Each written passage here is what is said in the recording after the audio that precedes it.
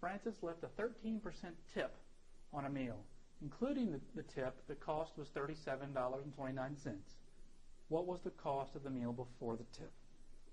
Okay?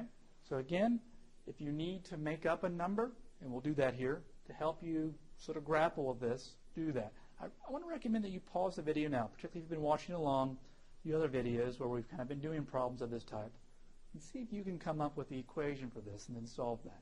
And I'll still be here when you come back. All right, well, I'll come back. I know you paused it. I know you did. So we know the original cost was what? Greater or less than $37.29? It better be less than $37.29, although, I mean, he can't take 13% off of something. So he's adding 13% to something. So let's just say the original cost were $30. So just suppose it's $30. What would I do to add 13% tip? I'd say plus 13% times 30. Does that equal to $37.29? I mean, you certainly could do them this way, as I mentioned before. You could just keep plugging numbers in until you get it. But we want to avoid that. We want to try to show you a way to think through these problems where you come up with equations. Because later on, not just in this class but in other classes, that'll be really hard to do without having the equation. There'll be too many variables and too many ways they're connected.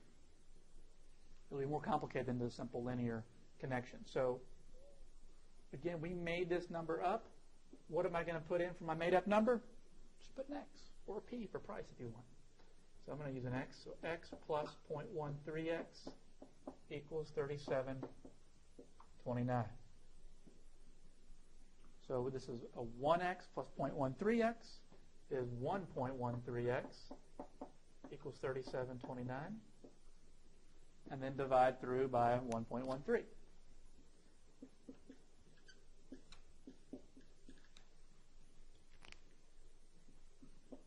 So X equals to whatever 37.29 divided by 1.13 is.